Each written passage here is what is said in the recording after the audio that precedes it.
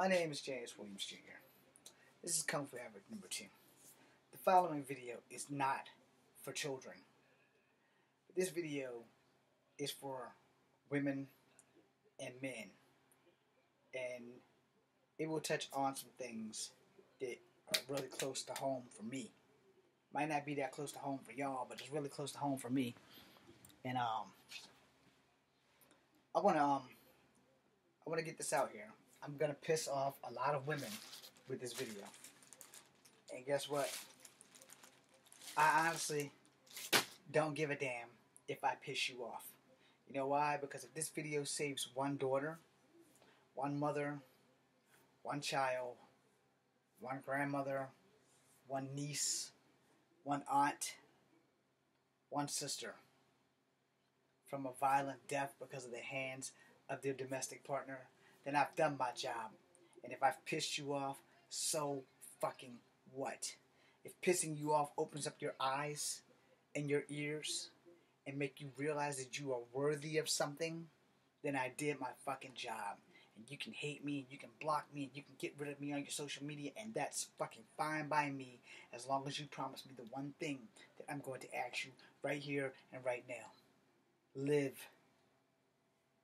Be smart about the choices you make. Don't have babies with assholes who don't want to have babies. And more importantly, love yourself enough to know when to get the hell out. Let us begin. Domestic violence. Let me tell you what counts as domestic violence. Rape counts as domestic violence. Smacking your girlfriend or smacking your boyfriend or forcing them to do things against their own will of choice is domestic violence. I have lost cousins on both my mother's side and my father's side to domestic violence. I have lost family members due to stupid choices that they have made. I have gained family members due to stupid choices that family members have made. And by that I mean children by men who didn't want to have babies. I'm not trying to be a son of a bitch out here. I'm not trying to be a motherfucker. I'm not trying to make all you guys mad. But if that's what it takes, then so be it.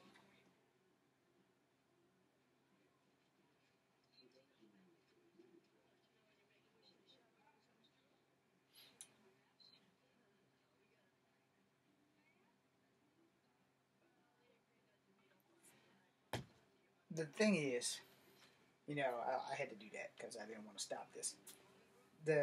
The thing is that you can't point out a motherfucker who's going to whoop your ass on a daily basis. You can't do that, alright? Because you don't know. And even when you know people, you don't really know people, alright? A lot of you young women want thugs. You want those guys that's going to treat you like dog shit. You want those guys that talk to you any which way they want. They call you all kinds of bitches and whores, and y'all stay. Y'all do. You don't want a guy like me who should worship the ground you walk on. I'm not talking about drinking your bath water, but, treating you like you're the gift that God intended you to be for me, instead of just some quick, I'm going to put my dick in you and then run. I ain't made to treat women that way. It's not my place to take a chick and tell her that she needs to understand the palm of my hand or understand the backside of my hand. Now, in the films, I haven't played an abuser. I'm pretty sure I would if the opportunity came. But before that, you have to understand. In a movie, as an actor, it's acting. It's not real. Hopefully no one's going to get hurt, except for I did find out that actually in acting in Hollywood and stuff, those smacks actually might be a little bit real. I'm not really sure I really want to be smacked in the face, but, it comes with the job. So, I'm not really trying to do that, but you got to sell it, you got to sell it. I personally don't believe that a man should ever put his hands on a woman unless she has an object in her hand. And by object, I'm specifically meaning the following things: a knife, a fork, a spoon, a brick, an ink pen. Oh, I left off a rock and a stick, bow and arrow, a handgun, video camera, anything that she can throw or stab you with, anything that can kill you, makes her no longer a woman. It makes her an individual whose ass being eaten the tip of your boot. Now, all jokes aside, I've lost 2 female cousins due to the choices of men that they've chosen. Now, I can't really say that it was true domestic violence, but it was definitely spousal in one case and a lover in the other. The lover case, the young girl was exceptionally young. We miss her. We miss her greatly. Christmas time was coming around. She died like right next to Christmas. So Christmas has never been really good for us and our family. And on my father's side, the other lady was grown. She was older than me. She meant a lot. And she was a true badass. But bullets changed the concept of being a badass, because no matter how bad your ass is, no one is bulletproof. And I think about these things every time I pick up something like I just read in the other video. Every time I read something about a woman losing her life to a man, or a man now losing his life to a woman, because men have male pride and we're ashamed to go to the cops and say, hey, our wives is whooping our ass.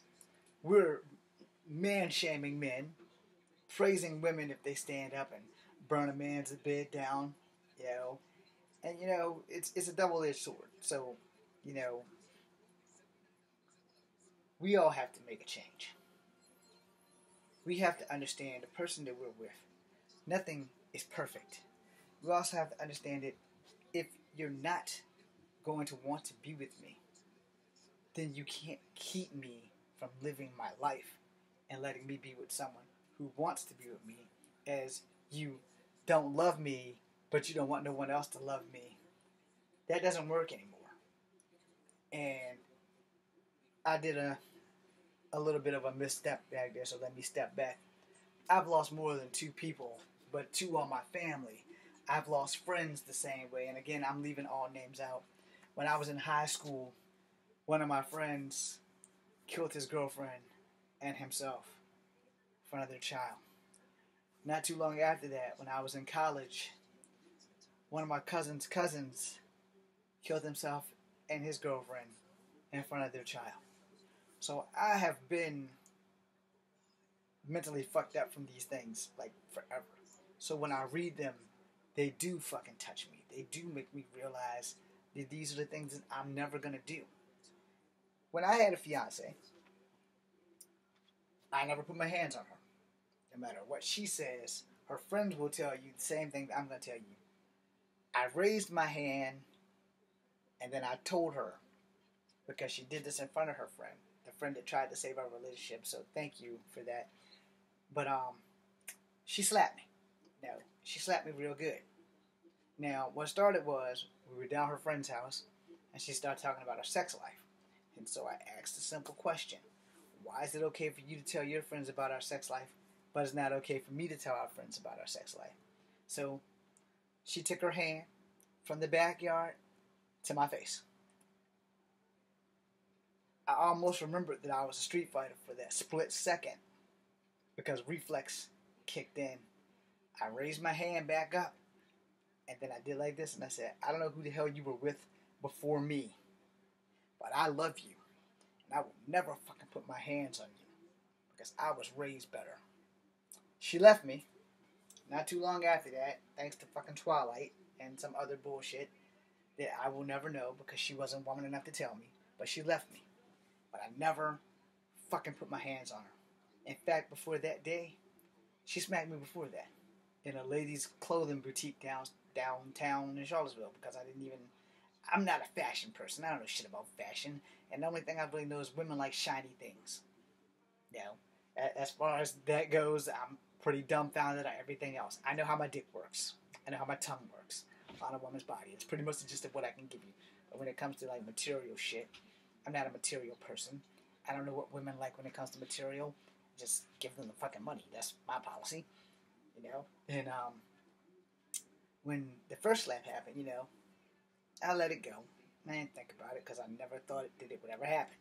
When the second one happened, I got mad. I got real mad. But I caught myself, because I was raised to never put your hand on a woman. Under no circumstances are you supposed to put your hand on a woman. And with her, I wanted to marry her. I wanted to be with her for the rest of my life. And so I took a step back, and I was like, whoever you was with before me might have been some dumb sons of bitches or evil, but I will never put my hands on you. Not that way. Any way outside of consensual sex, I will never put my hands on her. And I never rose my voice at her. I never down talked her. I never treated her like dog shit. I moved heaven and earth for her. Still would, even though we ain't together. And there's no chance in hell of that ever happening, because she made that legally impossible due to 2 love letters, and they were all text messages, but 2 text messages rather, and 2 love songs, which you can probably find here somewhere. And, when you have lost people through domestic violence, it changes your perspective of life. You know not to hurt people because you can. You know that might doesn't always make right. And you live and you learn. And the lessons I've learned in losing people is that, you get one good shot. One. And you should probably take it to live your life right instead of deciding to be like everyone else. Live above the box instead of trying to be in that domestic wave of, I hit my woman and I'm proud. It's nothing to be proud of, beating your woman. And if you're a woman beating your man, ain't a damn thing to be proud of on that. Especially if you have children involved. You don't bring your children up in that kind of environment. You want to teach the children right from wrong. You don't want to teach the children that it's okay for daddy to slap mom. It's okay for mom to slap daddy. Trust me, it is not okay. I was not raised around domestic violence, but I kind of stumbled into it. I knew domestic violence. I knew it firsthand, forward and backwards, and the shit's not cool. So before I close out, I make this video because of the simple fact that we as people, we need to grow up. We as adults need to learn that sometimes communication is best with your mouth, not your fist. Now that coming from a guy who likes to fight probably just totally blew your fucking world. I love fighting. Kung Fu was my thing. It is my life. It is my art. Being unable to do Kung Fu for the last 3 years and some change kind of pisses me off. But now to the point where I'm just going to go out and beat the hell out of the nearest man or woman that I see because I can. But because of the fact that, there's a right way of life and there's a wrong way. And I've busted my ass every day of my life to try to do the right thing. Since my dad stopped me from fighting in the streets, I've busted my ass to live up to doing the right thing.